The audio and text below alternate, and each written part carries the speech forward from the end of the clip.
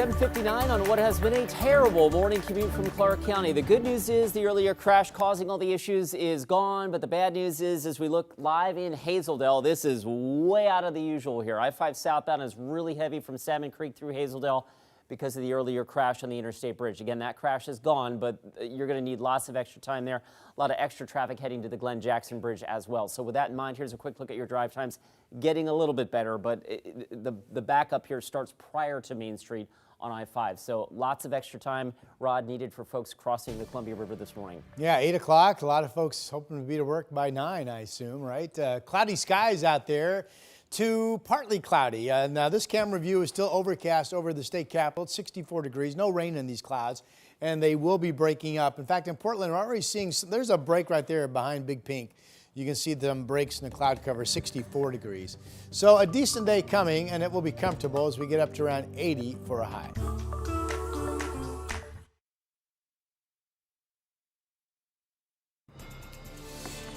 Right now on KGW Plus, we're talking a new era for Blazers basketball. The details on the team's reported sale, including the main man right there behind the $4 billion deal and why he plans to keep the team in Portland.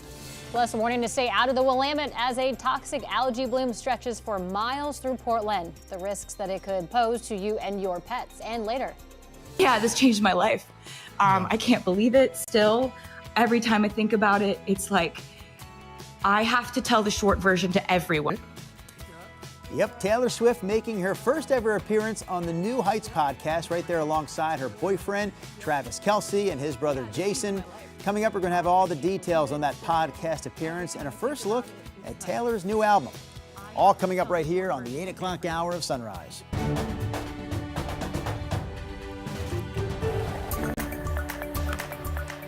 Good morning, and thank you for joining us live at 8 o'clock. I'm China Green. And I'm Drew Carney. We agree that, Taylor Swift is kind of important, but we put her down below Chris McGinnis and Rod Hill. Kind of. Those two come first here in the Sunrise Show. Chris, let's talk about all that traffic you've been keeping an eye on for the last couple of hours. If all the cars were the dollar bills that Taylor Swift had, no, I'm just kidding. On a serious note, the I-5 drive here is a mess out of Clark County. So an earlier crash on the interstate bridge, it blocked a couple lanes on the bridge for about 2 hours. That crash cleared, but there's always some residual delay, and right now that delay is big. It goes all the way back to Hazeldale. This is the live look at 86th Street, but I can tell you the lineup actually starts more like around 99th Street. So if you're coming in from Salmon Creek, you're going to hit that back up almost immediately.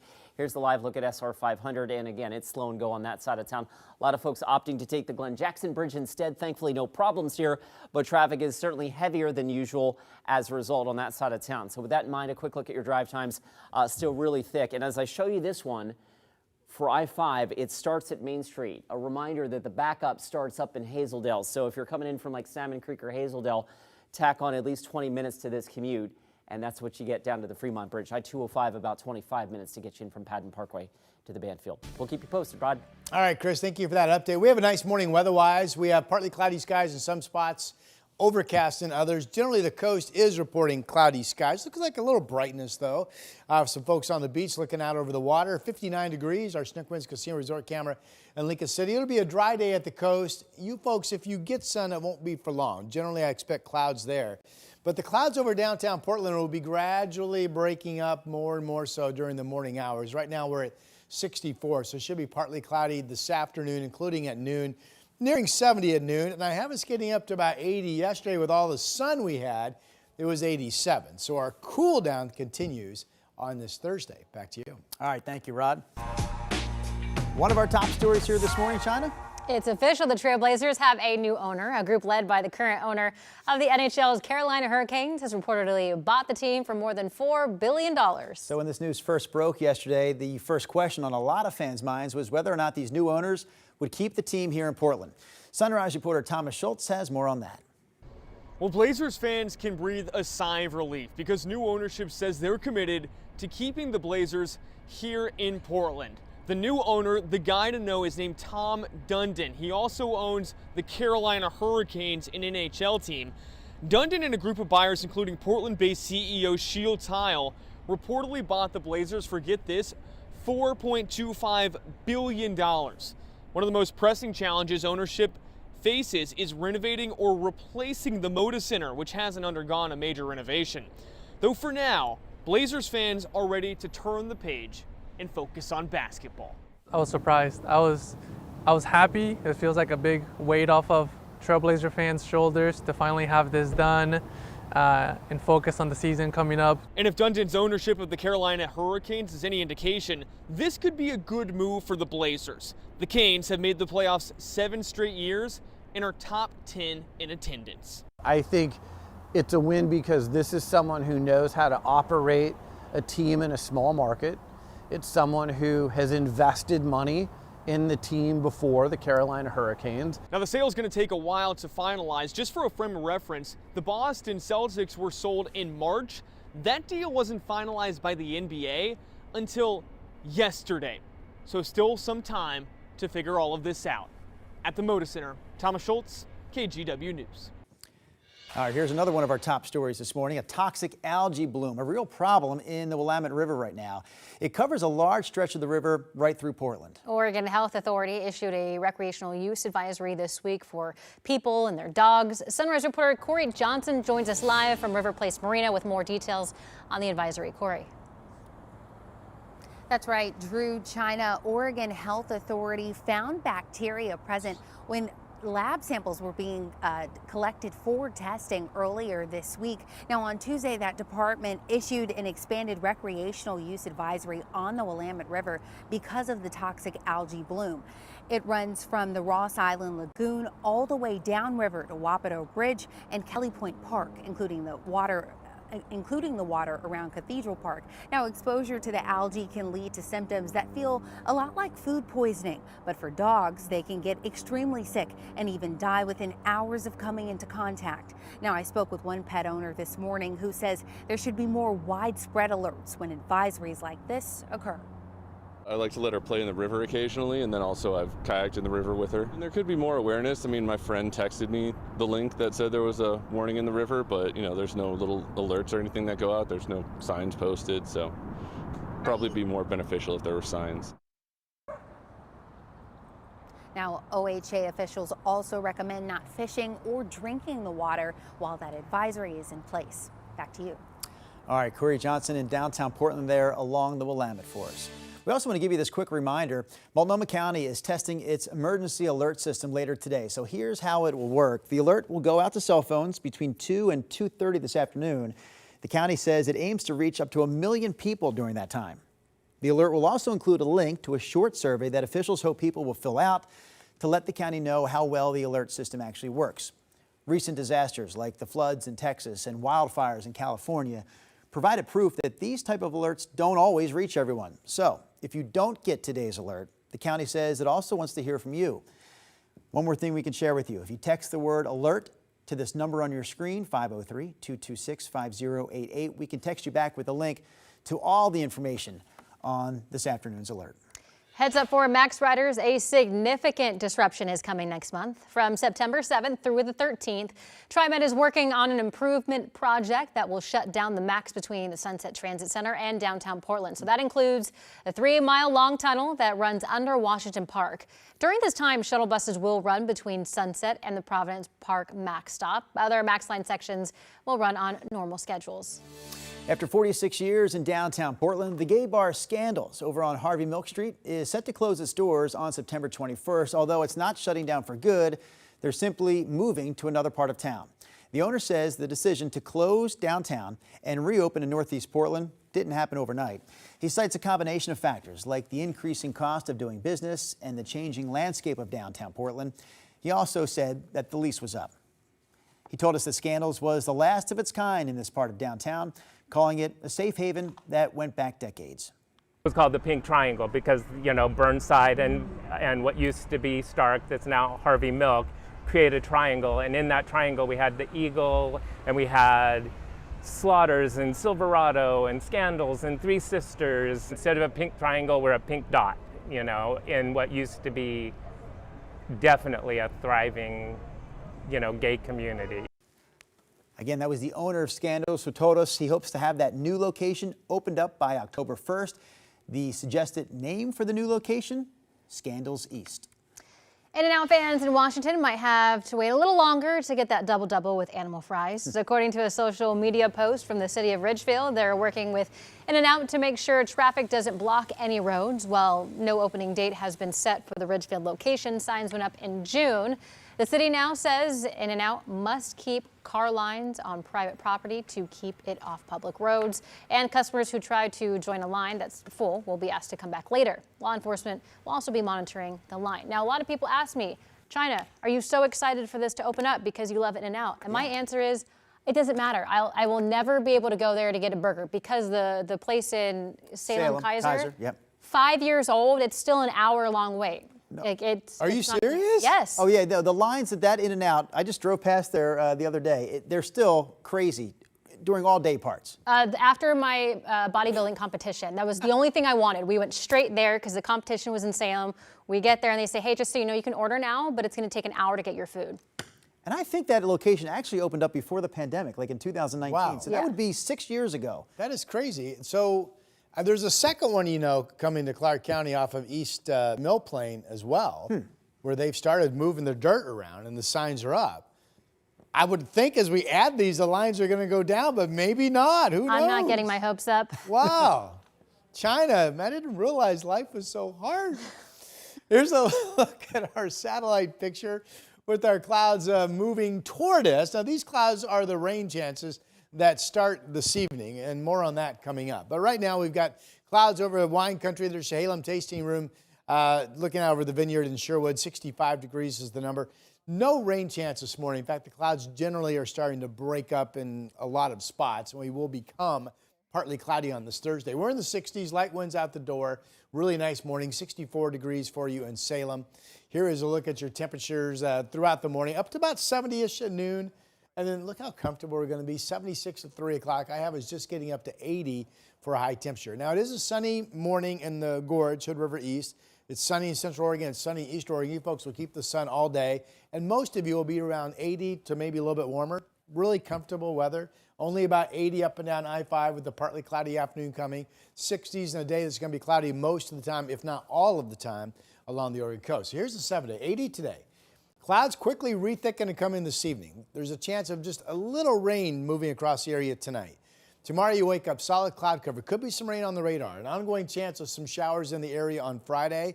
And then Friday evening overnight is the main event. That's the front. That's a heavy rain band. That's, oh my goodness, it's really coming down. But then you wake up Saturday morning and that's pretty much out of here. A shower threat on Saturday, but mainly dry and mostly dry on Sunday as well. That is your update.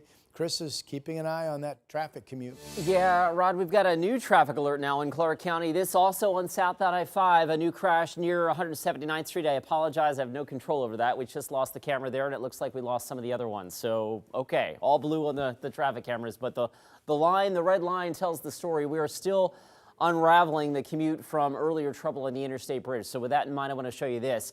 The I-5 drive time right now from Main Street to 405 is really, really busy, right? A reminder that the backup actually extends from SR 500 back up into Hazeldale. So if you're getting on the freeway from Salmon Creek and you're heading south, or Hazeldale and heading south, add at least 20 minutes to this. Again, residual delay because of that earlier crash on the Interstate Bridge. I-205 extra thick as well, but moving better than I-5 is at this point. We will keep you posted as sunrise rolls on, guys. Ahead on Sunrise, Taylor Swift gets personal, sharing the emotional moment that she learned that she could buy back her master recordings straight from the New Heights podcast with Travis and Jason Kelsey, plus a sneak peek at her new album, The Life of a Showgirl, and the big reveal of when it drops.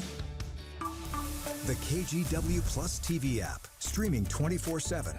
Local news from the team you trust on your time. Track how the weather will impact your day. Certainly becoming increasingly hazardous. Extended, continuous coverage of breaking news, live from the scene. That snowpack is still heavy. Go deeper with in-depth interviews and exclusive reporting. All the local news you need, live or on demand. KGW Plus. Download on your TV and watch for free.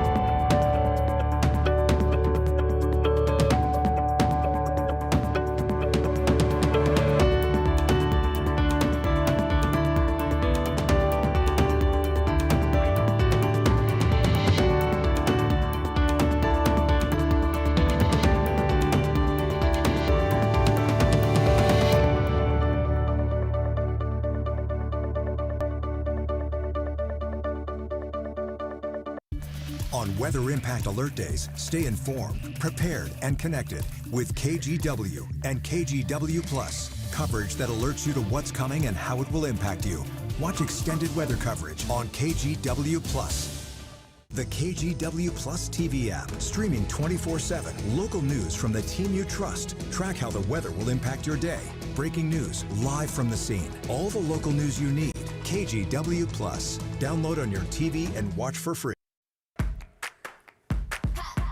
Well, August around here means the KGW School Supply Drive. Starting this week, you can make donations really simply at the checkout stand at your favorite Safeway and Albertsons stores. All those donations, by the way, at Safeway and Albertsons go directly to those communities supporting neighborhood school districts. Also this week, Rick's Custom Fencing, stepping up by matching the first $5,000 donated to the drive. If you'd like to give the old-fashioned way, dropping off school supplies in person, we've got you covered this Friday. We're going to be out at the On Point Community Credit Union location at the Clackamas Promenade across from Clackamas Town Center. We'll be there from 11 to 2. A big thanks to On Point, Rick's, and Safeway for helping out with this year's drive. Look at Taylor. Hey there. Look at her. Look at both of you. Look at all four of you. Okay, so we learned about Taylor Swift and her new album called The Life of a Showgirl. She told it on her boyfriend's podcast, Travis Kelce, also with Jason Kelce. We also got to see the album artwork for the first time. Her 12th studio album will have 12 tracks. The title track will feature Sabrina Carpenter. Swift said that the songs detail everything happening behind the scenes in the second half of her record-setting Eras tour. And now we also have a release date. The album drops October 3rd. I knock on the door, he's playing video games. And I'm trying to say it in a normal way, and I'm just like, Travis! Oh no, what just happened? What just happened? And he puts his headset down, he's like, guys, gotta go. And I think you thought something was wrong. And you come up and I'm just like, I got all my music back. And then just start absolutely heaving, just dead crying. weight, just dead weight, losing all control. Had no power in my legs to support myself. And yeah, this changed my life. I can't believe it. Changed her life. Am I right in saying, Rod? Well, let's back this up just a half a second here. If you don't know, Rod Hill, huge Chiefs fan. Travis Kelce, Taylor's boyfriend, plays for the Kansas City Chiefs. Am I right in saying that they have not won a Super Bowl since they became a thing? No, they were dating 2 years ago. Okay. Yeah. So Yeah, there was that famous kiss picture of them right after. I mean, I know they didn't win last year's Super Bowl, of course, because that's when the Philadelphia Eagles beat the Chiefs. But okay, all right. All right, it's pretty impressive, though, that she made all that money on the Eras tour. And now this album is about what she was doing to make that record that made all that money. Good grief, what a success story, right? Yes. What a success. All right, here's today. Today's great, by the way. We've got cloudiness right now, and some breaks starting to pop up. We'll get some sun, and then a second wave of evening clouds comes in, and then overnight tonight we could get some showers. But really, today's pretty nice. We have clouds, and we get sun, then we cloud over this evening. Temps in the 60s through morning, and then 75 at 2 o'clock. When we get up to about 80, it's going to be really, really comfortable. All right, here's the latest on the rain. It's looking more and more like the only part of your weekend that would be overly messed with in terms of wet weather is your Friday evening plans. And if you're meeting some friends for dinner, let's say at 7 o'clock Friday evening, maybe it's not that wet, but if you're hanging out in that restaurant and talking forever, then by the time you get out, it probably is coming down pretty good.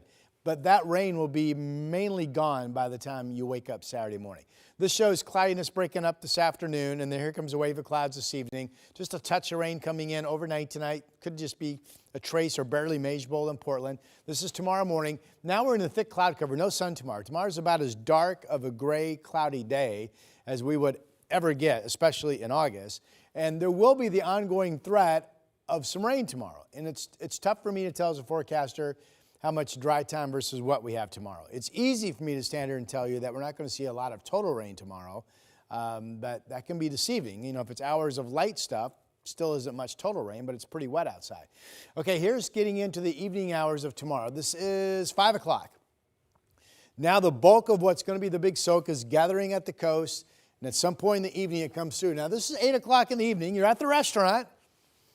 Some rain in the area, but the big heavy rain band comes in later evening, overnight, and there it's gone by the time you get up Saturday morning. I was out at Columbia Edgewater for the Portland Classic. The LPGA tournament tees off today, goes through Sunday.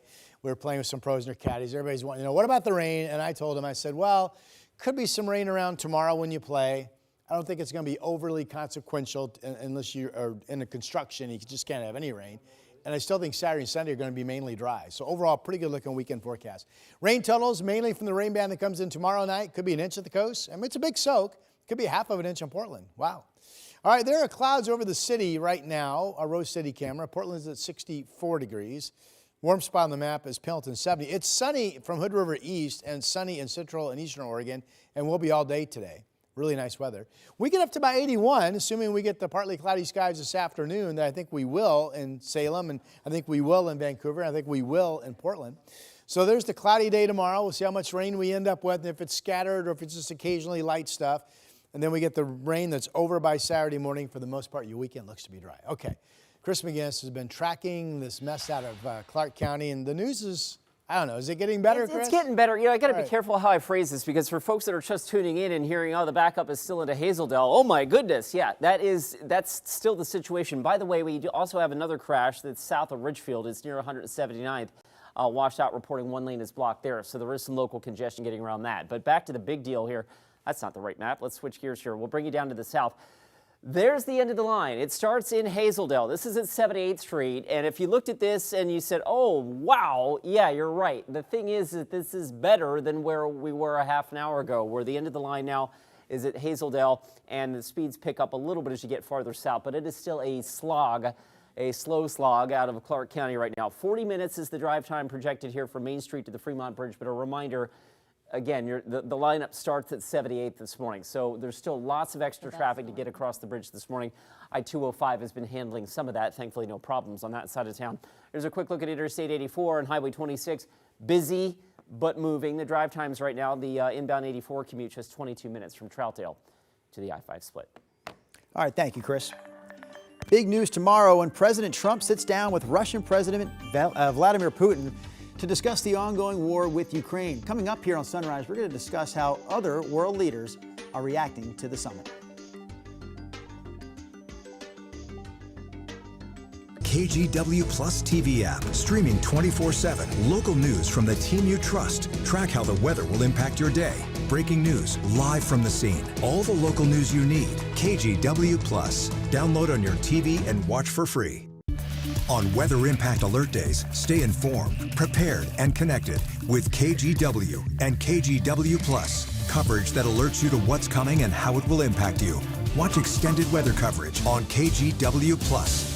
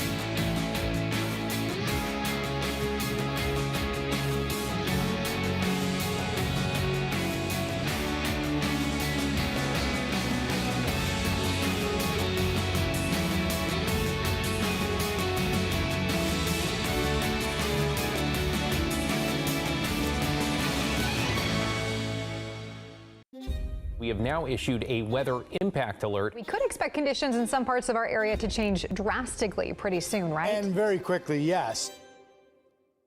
This is significant rainfall coming our way. You'll definitely want to be extra cautious. Certainly becoming increasingly hazardous. We've got the potential for some tree limbs or even trees or power lines to come down. Of course, when you hear thunder, it's always best to take cover. On Weather Impact Alert Days, stream extended coverage on KGW Plus.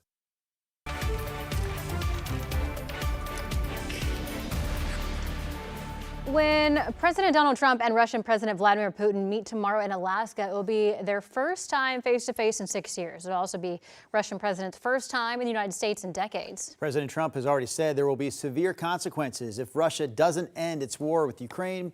NBC's Alice Barr has more on this from Washington, D.C. In the countdown to tomorrow's critical summit between President Trump and Russian President Putin, Ukraine and its allies pressing Ukrainian interests to the forefront, meeting virtually Wednesday with President Trump. President Zelensky was on the call. I would rate it a 10, very friendly. The Ukrainian president was not invited to the Putin meeting at a U.S. military base in Alaska, but President Trump says he anticipates a second summit, including Zelensky. I would like to do it almost immediately. The president of France among the European and U.S. officials confirming that President Trump is entering the meeting with the goal of securing a ceasefire. The sources also noting that President Trump said he does not plan to discuss giving up Ukrainian territory to Putin without Ukraine in the room, something President Zelensky and the European allies on the call were pushing for. And as for if Putin does not agree to end the war, there will be very severe consequences. Russia has increased its attacks leading up to the meeting in what Ukrainians call an attempt to strengthen the Russian hand. Zelensky saying he told President Trump that Putin is bluffing, believing he still wants to occupy all of Ukraine. President Trump has sharpened his rhetoric against Putin in recent weeks, growing increasingly frustrated as the Russian assault drags on. President Trump has threatened new sanctions against Russia and tariffs on its trading partners if there's no ceasefire. The German chancellor said Ukraine is willing to make some territorial concessions, unclear how much. Russia right now occupies about 20% of Ukraine. In Washington, Alice Barr, NBC News. Now to your morning rush. New police body cam video shows the moments before Olympic sprinter Sha'Carri Richardson was arrested in SeaTac. On July 27th, Richardson was arrested on a domestic violence offense for allegedly assaulting her boyfriend inside the airport. Airport security footage shows her shoving him multiple times before police arrived. Richardson was booked into jail and released the next day. President Donald Trump announced the 48th class of Kennedy Center honorees yesterday. They include country music star George Strait, actor Sylvester Stallone, singer Gloria Gaynor, and the rock band Kiss.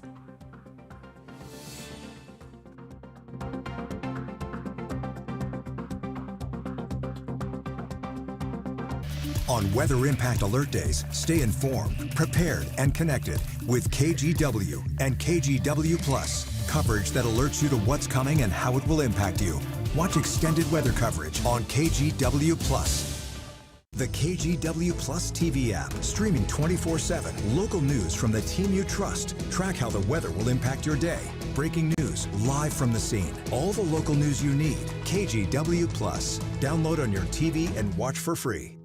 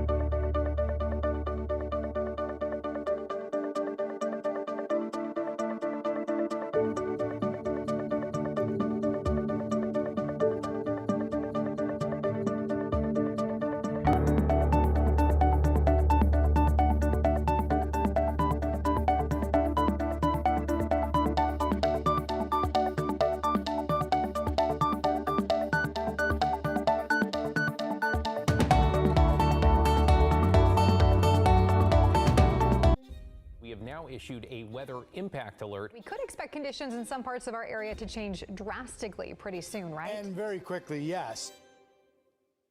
This is significant rainfall coming our way. You'll definitely want to be extra cautious. It's certainly becoming increasingly hazardous. We've got the potential for some tree limbs or even trees.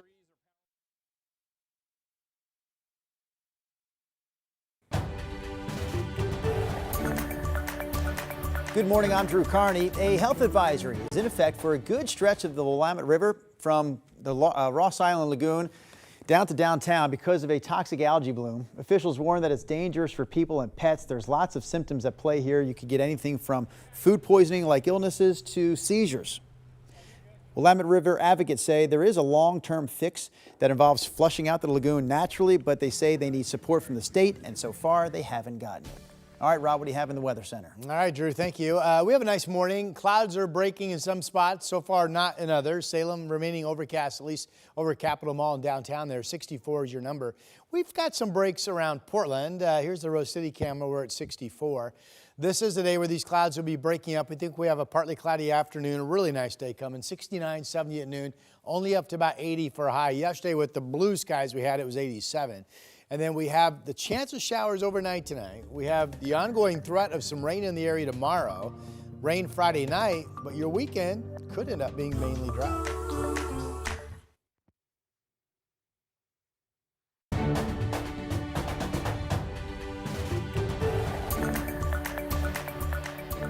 This story is adorable. In Bloomington, Minnesota, turtles just scored their own VIP lane, a brand new turtle tunnel under a busy road where hundreds get hit each year. So the animal-friendly storm drain lets sunlight in so the reptiles can swim through instead of dodging traffic, like a real game of Frogger, but with turtles. Yeah. The hope here, fewer turtle benders and a lot more happy shells in town. I remember hearing, didn't we run a story a while back? I mean, this may have been a couple years ago. They were trying to do this in Southern Oregon to help some of the wildlife down there. They definitely have. Yeah, ODOT spent a lot of money on those underpassings or for like deer even, not just turtles, but like even larger animals to just avoid the roads and get to where they need to go without having to cross the highway. That's a problem throughout the world, across the U.S. All right, pretty This one's cuter. Very cute. How do you say it? Usually you go, cute. There you go. All right, speaking of cute. Oh, good grief. I'm too tired to be cute today. How do I look, really? You're still pulling it off somehow. Don't answer that Still question. pulling it off. Oh, Chinook Woods Casino Resort camera in Lincoln City. We've got cloudy skies. So the deal is, this is one wave of clouds, which will break up here in the Inland Valley. But about the time these clouds try to break at the coast, there's a second wave that comes in. That's why I think you probably stay cloudy today. But no rain, 60 degrees. You're dry during the daytime. Portland looking for this wave of clouds to break up gradually this morning into the afternoon. Right now we're at 64. So assuming we get some decent afternoon sun, we'll be all the way up to 69 noon and then 80 at 5 o'clock. Yesterday was 87. So our cool down continues, getting more and more comfortable for you. It is a beautiful sunny morning in Hood River and then east through the gorge, all of eastern and central Oregon showing sunshine this morning. And you folks will be really nice. Look at your highs, generally under 85 degrees, so not bad there. Our 7-day, we have the first wave of shower activity, which wouldn't be much, but maybe a dab of rain passing overnight tonight. And then tomorrow's solid cloud deck with the ongoing threat that there is some rain in the area. I just don't think it's a lot of total rain if you're gathering this in your rain gauge. The main event is a soak that comes in Friday evening and overnight with a front. Current timing has that through the area before 7 in the morning. So if that's the case, while there may be a shower Saturday, overall Saturday looks dry during the day and overall Sunday looks dry, and we stay comfortable into the mid part of next week. That is your forecast for now. Here's Chris checking traffic. We are going for a concert tomorrow night in the rain. Oh, that's a bummer. All right, the traffic alert is something we've been following for the last 3 hours. So if you're just tuning in, there was earlier trouble on the interstate bridge, a crash that had a couple lanes blocked for an hour and a half. That crash has long cleared, but the residual delay remains, and it's big here in Clark County. I-5 southbound, the end of the line, and the line extended up past 99th Street at one point. It's back down to Hazeldale, which in and of itself is an improvement, but we still got a long way to go with lots of cars still puttering along here on the Clark County side of the interstate bridge. So with that in mind, 41 minutes from Main Street to the Fremont, but mind you, that lineup starts at about 78th Street. So extra time still needed on that side of town. Thankfully, the Glen Jackson Bridge has been busy, but no problems on that side of town. Interstate 84 still looks pretty good. The Sunset, Highway 26 near Sylvan, that's in relatively good shape right now. The drive times, actually check that out. For as bad as it's been in Clark County, the drive from Wilsonville has been great all morning. No excuses for you folks. 20 minutes to get in from Wilsonville to downtown. Traveling north, good. Traveling south, not so good this morning, Chris. All right, back to one of our other top stories this morning. The new era for Blazers basketball. The team is reportedly being sold to the current owner of the National Hockey League's Carolina Hurricanes. And it will cost a pretty penny here because the new owners are expected to pay more than $4 billion, with a B, dollars for the team. Sunrise reporter Thomas Schultz has the details. Well, this is a big day for Trailblazer fans, with those new owners saying they're committed to keeping the Blazers here in Portland. Of course, news that Blazer fans all around the area are pumped to hear. It just brings a lot of hope and brings a lot of excitement for Rip City, especially at the point we're at right now. The new owner is Tom Dundon, who owns the Carolina Hurricanes, an NHL team. Dundon and a group of buyers, including Portland-based CEO Sheil Tile, reportedly bought the team for $4.25 billion. Now, one of the most pressing challenges facing ownership is renovating or replacing the Moda Center. The arena hasn't undergone a major renovation.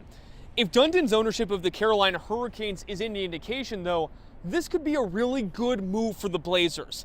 The Canes have made the playoffs 7 straight years and are top 10 in NHL attendance. I think it's a win because this is someone who knows how to operate a team in a small market. It's someone who has invested money in the team before, the Carolina Hurricanes. Now, the sale is going to take a few months to finalize. Just for a frame of reference, the Boston Celtics just sold back in March. The NBA didn't finalize that deal until yesterday. But for Blazer fans all across the Portland metro area, they can stop worrying so much about who the next owner is going to be and if the team moves, and instead focus on that upcoming basketball season. Outside the Moda Center, Thomas Schultz, KGW News. And for all the details on the Blazer sale, you can visit our website at kgw.com. Our next headline this morning comes from Southern Oregon, where 5 people are dead in an apparent murder-suicide. This happened Monday and reportedly involved a family in Josephine County's Pickett Creek area. Police say they believe a 40-year-old man shot and killed a 42-year-old woman, as well as 3 kids between the ages of 7 and 11. They say he then killed himself. As we share the story this morning, we also want to remind you that if you or someone you know is struggling, help is always available. You can dial 988 any time of the day to reach the suicide prevention hotline. The Clark County Sheriff's Office has released new video of the moments a deputy shot and killed a man in downtown Vancouver. The incident happened after the man's family called 911, saying that they feared for their life because their son had broken into their home and was threatening to kill them. We want to warn you, some of the video in the story is graphic and the details may be disturbing. Here's Evan Watson with more. The video begins with a Clark County Sheriff's deputy driving through downtown Vancouver. He spots a man on a bicycle. 10 minutes earlier, the Clark County Sheriff's Office says someone had called 911 and reported that their son had a gun. He was high on meth and he had broken into their home. The Sheriff's Office says the parents said they were worried about their son killing them and himself, and then they told 911 that their son had left the house on a bike. In the video, Deputy Gonzalez turns his car around. As another officer tries to stop the man on the bike, Gonzalez opens his door. Gun. Get on the ground right now, you're gonna get shot! Gonzalez fired 4 shots, hitting 36-year-old Brandon Whitcomb after he had reached for something. Gonzalez says Whitcomb had pulled out a gun. Gun's by his head. He's not really talking to us right now. Okay. Hey, I need you to crawl to us if you can, all right? 1 minute after the shooting, officers moved in. Don't reach for that gun, you're gonna get shot again. CCSO says deputies provided first aid. Medics said Whitcomb died at the scene. Deputy Gonzalez is on leave. That's normal protocol, as the Washington State Office of Independent Investigations reviews the shooting. Evan Watson, KGW News. An inmate who escaped custody at SeaTac Airport earlier this week has been arrested. The Department of Corrections says 20-year-old John Nino was being moved from New Mexico to Seattle for a parole violation that was tied to a robbery conviction. Surveillance photos we just showed you a moment ago show him running through the airport with no handcuffs. Yesterday, investigators spotted Nino riding in a car in King County. They followed him to Tacoma, where they took him into custody. Now to an update on a series of car crashes last week in Northeast Portland. Yeah, Portland police say the driver involved in these crashes has died. The driver was identified as 60-year-old Curtis Palmer. Just before noon last Thursday near Safeway on Northeast Martin Luther King Jr. Boulevard, police say Palmer drove onto the sidewalk, hitting 2 people, killing one of them. His car then plowed into multiple vehicles and injured several other people. It's still not clear why he veered onto the sidewalk, but police do not think it was intentional. The pedestrian killed in that crash was Deron Craig, and now his ex-wife and their 4 children are mourning more than just his passing. Last Sunday, that tragedy was followed by another when their family home caught fire. According to Portland Fire, the fire was sparked by a barbecue grill while the family went to attend a vigil for Deron. There was no indication after we came back from the vigil. We got back from the vigil at about 1 in the morning. No indication of smoke or anything. I don't understand, and I don't know. I know time heals all wounds, and I'm just ready to start healing from all this instead of having to deal with all this. It's just a lot. The family is now staying in a hotel. A GoFundMe has been created to help with expenses. Well, changes are finally coming to a dangerous road in northeast Portland that catches some drivers by surprise. It's a sharp turn that sends them just barreling towards an apartment building. Now, this happens so often that neighbors call the building the car crash house. Now, PBOT is making changes to the road after the property sued the city and Northwest Natural Gas for over $1 million, alleging that they failed to prevent the crashes, the latest of which happened last Christmas when this happened. The car went to the front porch, broke the gas line, and started a massive fire. According to the lawsuit, between repairs and lost rent, the crash cost the property owners more than $900,000. And we caught up with PBOT to see what's being done to fix the spot. We're redesigning the roadway to lead people to drive more slowly. I think it's terrific. It really slows down the traffic. People are much more aware of that this is a residential area, not just a commercial area. But I don't like what they've done. Cutting it basically from 3 lanes into 1 is not going to help, I don't think. For more on the changes coming to the area and why the city says it's limited in what it can do, you can watch Blair Best's full report streaming anytime on our TV app, KGW+. All right, Chris McGinnis, what's the latest with traffic? So we had somebody maybe run out of gas on the interstate bridge southbound on I-5. It looks like WashDOT just got in there and pushed that disabled vehicle out of the way. But I mean, man, can it get any worse for the I-5 drive this morning? So this little crash icon, that's now clear. But again, we are dealing with really heavy delays in Clark County because of an earlier crash. If you're just joining us, around 5:45 this morning, 6 cars were involved in a wreck on the interstate bridge. We had 2 lanes blocked for like an hour or more, and we are still dealing with the fallout here and the backup that remains and extends all the way. Well, sorry, we lost that camera. But the lineup starts around 78th Street in Clark County. So we are still looking at a very slow I-5 drive, and at last check now, we're back up to almost 50 minutes to get you from Main Street to the Fremont Bridge. I-205 has been handling a lot of extra traffic this morning as well. Luckily, no problems on that side of town. Here's a quick look at Interstate 84. That westbound commute is puttering along as per usual for this hour of a Wednesday morning commute. 26 minutes gets you in from Troutdale to the I-5 split. Drew? All right, thank you, Chris. Deadly flooding in the southeast U.S., leaving communities underwater, and those storms are still happening. Ahead on Sunrise, rescues and the damage left behind, where that severe weather threat is headed today. The KGW Plus TV app, streaming 24/7. Local news from the team you trust on your time. Track how the weather will impact your day. It's certainly becoming increasingly hazardous. Extended, continuous coverage of breaking news, live from the scene. That snowpack is still heavy. Go deeper with in-depth interviews and exclusive reporting. All the local news you need, live or on demand. KGW Plus. Download on your TV and watch for free.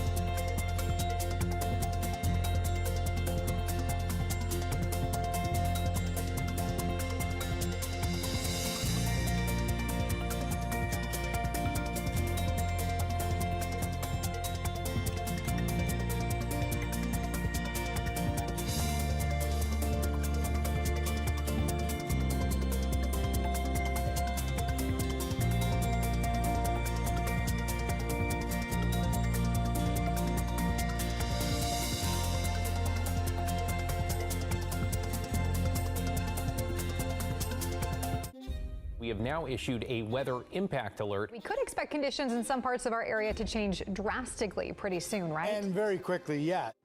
This is significant rainfall coming our way. You'll definitely want to be extra cautious. It's certainly becoming increasingly hazardous. We've got the potential for some tree limbs or even trees or power lines to come down. Of course, when you hear thunder, it's always best to take cover.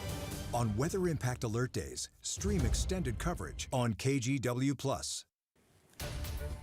There's severe weather impacting millions of people across the country this week, with storms hammering cities and flash flooding putting parts of the southeast underwater. And now the severe weather has taken a deadly turn. NBC's Aaron Gilchrist brings us the latest.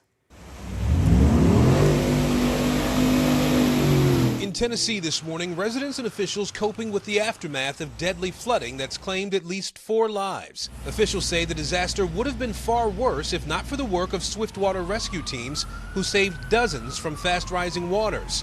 A major interstate, I-24, under 3 feet of water for hours. Civilians like 22-year-old Troy Plemons springing into action too. Seen in this dramatic video, breaking the window of a submerged car to rescue a woman trapped inside. I was like, you gotta get out, you gotta get out. Less than a minute later, Plemons says the woman's car went completely underwater. I think I was put there for a reason. I think I was meant to be there to help that lady. Officials say a record amount of rain Tuesday night took everyone by surprise. When you look at it and it's 2 inches deep and the next thing you know it's 4 feet deep, that's something you've never seen before. Similar scenes unfolding in northern Georgia, where apartments and homes like these are now uninhabitable. About 100 people evacuated, many by boat, returning to shattered lives. You see, it's pretty bad. I mean, everything, it's total loss. Meanwhile, the worst appears to be over in Alaska's capital city, Juneau, threatened by flooding from a massive nearby glacier. The Mendenhall has crested, and it is starting to go down. The Mendenhall River hit a record high Wednesday, but the town avoided catastrophe, thanks in part to new barriers designed to prevent the sort of damage that happened here last year.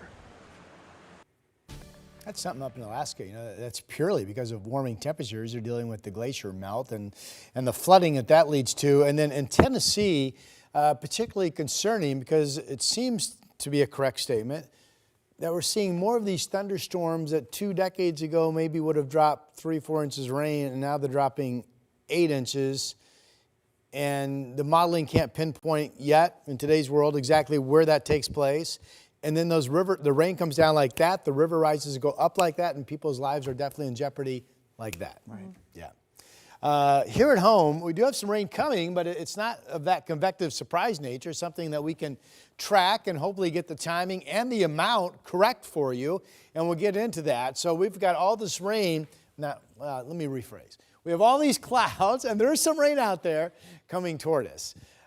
Today is a pretty good day. We stay completely dry during the day today. We're going to see the clouds break up as we go through the morning and the afternoon. We'll get some sun. We'll get up to about 80. The first wave of shower chances is tonight, overnight. Anything from just a trace to no more than 5/100 of an inch of rain. More shower activity near to north of Portland, less to the south. Tomorrow daytime, thick cloud cover. There's nothing to really punch the clouds to get the rain to fall out of them, but there could be ongoing, at least light rain or shower activity during the day. So if there's one daytime period upcoming that the rain could mess with you, it would be tomorrow. And again, I don't have a good feel for how much dry time versus wet that we end up having. But starting Friday evening, the rain chances will really take off. Friday overnight, about 2 a.m., a front comes through. That's going to drive several hours of steady, widespread rain. Models like it being 1/2 of an inch, a good soak. And models also like that front clearing our area by sunrise Saturday morning, and there's not much behind it. So Saturday and Sunday both, during the day, as you're out and about, mainly dry, partly cloudy weather. All right, here it is in movie form on our Futurecast map, showing this morning's clouds breaking. We get some sun. Here comes a wave of evening clouds. There's a little bit of passing shower activity overnight tonight. Here's tomorrow morning. You wake up, solid cloud cover, just a dark gray day tomorrow. Now notice Futurecast doesn't show a lot of rain. I mean, it maybe shows a trace of rain in Salem tomorrow. Shows a few showers near to north of Portland. This is in the afternoon at 2 o'clock. Here's 5 o'clock. Really from Portland south, we still haven't seen much tomorrow, but I don't know if this is right or not. But this is the main event, the rain late afternoon into evening gathering along the coast. Here's the yellow. Here comes the whoosh. There's that big push of steady rain with the cold front, and it clears, and it's up in the Cascades by the time you get up Saturday morning. So almost all of these totals will come with the rain band Friday evening overnight that clears by Saturday morning. Maybe an inch at the coast, that'd be something in August, right? And maybe 1/2 of an inch of rain in Portland and maybe over 1/4 of an inch in Salem. That would be something for August. There are the clouds right now. It's a nice morning, no question about that. 64 Salem, Portland. It's sunny when you get out to Hood River, and it's sunny out through central and eastern areas of our state. Pendleton is setting at 70 degrees. Valley forecast numbers get up to about 80 today. It shows Salem at 81. Cloudiness to sun to evening clouds coming in. Southwest Washington, Vancouver could hit 80. Portland could do it. And then there's the rain we talked about for the next couple of days. And then notice the temperatures stay comfortable all the way into Wednesday of next week. There you go. That's your 7-day. And now it's birthday time. All right, our birthday party, Jade. Happy birthday to you. Like the birthday mass there. Got the candles going. 4 years old. Happy birthday to you. Gabriel's 15 today, right in the middle of being a teenager. Happy birthday to you. And then hitting the big 5-0, there's Mike, big Chicago Cubs fan. Mike, you and I are at odds. I'm a Cardinals fan, but you've had the best of it lately. So good for you. Happy birthday. Birthday's at KGW.com. We'll celebrate with you. Here's Chris. Well, if you know anybody crossing the river this morning, they're going to be late. Hopefully they've been watching us for a while, letting us know why they're going to be late. But in any event, this is what the live look like. The live look is from Hazeldale right now. I-5 southbound is still stacked up from that earlier crash on the interstate bridge. And believe it or not, we also had a disabled vehicle on the bridge just a couple of minutes ago. That's out of the way. But I mean, there are miles of very slow moving traffic right now on I-5 southbound. The lineup is from the interstate bridge back to 78th. It is solid. The ramps from SR 500 and SR 14 are also backed up this morning. I-205 has been handling a little extra work this morning. Luckily, no problems there, but that drive is also busy. So with that in mind, here's a look at your drive times. Late in the morning, we're still looking at 45 minutes from Main Street. And remember, the lineup here starts on I-5 up in Hazeldale. So add extra time to that if you're coming in from Salmon Creek or Hazeldale. I-205 pretty thick as well. Sunrise rolls on after this break. The KGW Plus TV app, streaming 24/7. Local news from the team you trust on your time.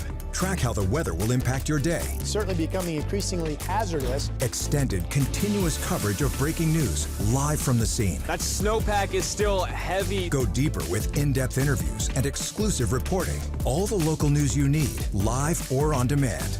KGW Plus. Download on your TV and watch for free.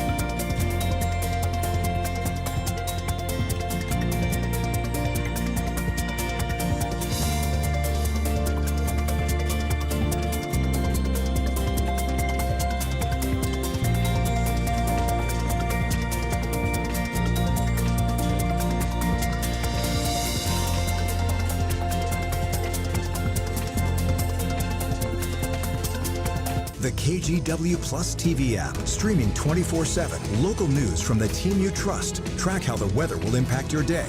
Breaking news live from the scene. All the local news you need. KGW Plus. Download on your TV and watch for free. On Weather Impact Alert Days, stay informed, prepared, and connected with KGW and KGW Plus. Coverage that alerts you to what's coming and how it will impact you. Watch extended weather coverage on KGW Plus. Quick recap of some of this morning's top local stories. A health advisory is in effect for a good stretch of the Willamette River through Portland, starting near the Ross Island Lagoon because of a toxic algae bloom. Officials say this could be dangerous for people and their pets. It can cause everything from food poisoning like illnesses to seizures. Advocates say a long-term fix is available by flushing out the lagoon naturally, but these Willamette River advocates say they need help from the state to get that done, and so far they say they're not getting it. After 46 years in downtown Portland, the gay bar Scandals over on Harvey Milk Street is set to close its doors on September 21st, but they are reopening in a new spot in Northeast Portland. The owner says he plans to call that new spot Scandals East. It will open up on Northeast Alberta. The scheduled date is October 1st. And the Blazers have themselves a new owner. It's a new ownership group led by the current owner of the NHL's Carolina Hurricanes, Tom Dundon, who has reportedly bought this team for more than $4 billion. The sale, though, is scheduled to have to meet the approval of the NBA's owners, so keep tuned for that. All right, here's a look at our 7-day forecast. Nice day today. Yesterday was 87, today only 80. We continue to get increasingly comfortable. We're going to see developing sun into the afternoon.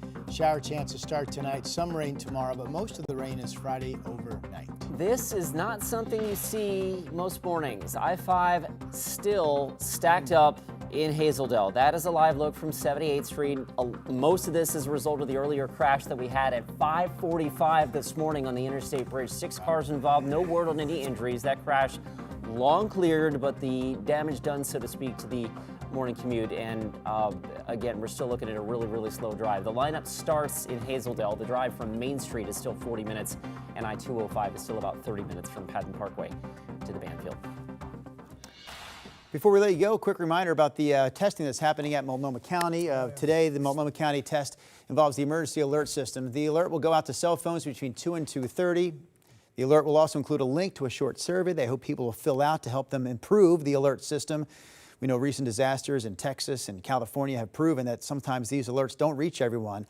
They also want to hear from you if you don't get today's alert. So if you want more information on all this, just text the word alert to that number on your screen, 503-226-5088.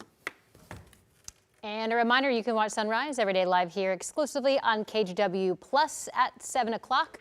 So it's 8:55, but you can catch us 2 hours before this, starting at 7. We hope to see you tomorrow. Have a great day.